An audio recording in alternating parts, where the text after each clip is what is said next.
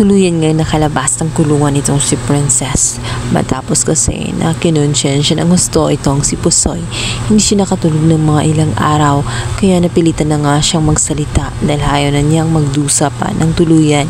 At dahil sa malaki ang awa niya dito sa kanyang anak-anakan na si Princess, inamin niya ang katotohanan sa harap ng abogado nga nitong si Mang Pascual. Kaya naman tuluyan na makalabas ang kulungan itong si Princess. Masaya si Mang Pascual sa nangyari. Sa wakas, magkakalaya na ang kanyang anak.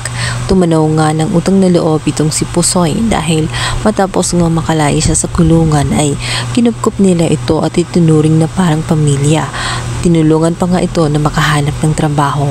Ngayon ay sinuglian na ng kabutihan nitong si Pusoy. Inamin din nitong si Mang Pusoy na napilitan lamang siya na gawin ang bagay na iyon sapagkat binugbog siya ng gusto ng mga pulis at pilit siyang pinapaamin. At ang malala pa doon ay ginamit pa ang kanyang anak, ang kanyang kahinaan. Kaya naman wala siyang nagawa ng mga bagay na yun. Sa kabilang banda, agad-agad namang sinugod nga nitong si Charlene ang kanyang anak-anakan na si Libby. Sinampal nga niya ito at sinabihan na napakasama niya dahil nagawa nga niyang isitap itong si Princess at ngayon lumitaw na ang katotohanan ay dapat umano na pagbabayaran nga nitong si Libby ang kasalanan na kanyang ginawa. Hindi ito basta-basta.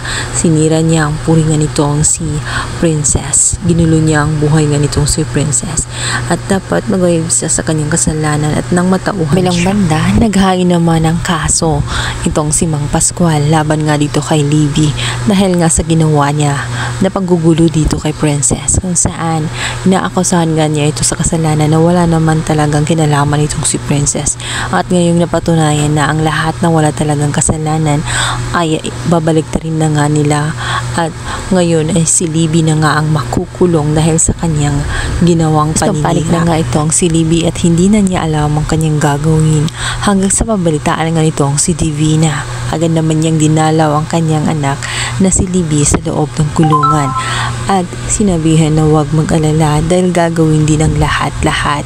Sinisi ni Libby ang kanyang tunay na ina na ito nga si Divina sapagkat si Divina naman talaga ang nanguna sa plano at siya dapat ang naroon sa kulungan, hindi dapat siya dahil sumunod lamang siya sa utos nito. Guys, bakabangan natin kung ano kayang magiging hakbang nitong si Divina para lamang matulungan ang kanyang tunay na anak sa loob ng kulungan. May magagawa ba siya? Mailalabas ba niya itong si Libby sa kulungan?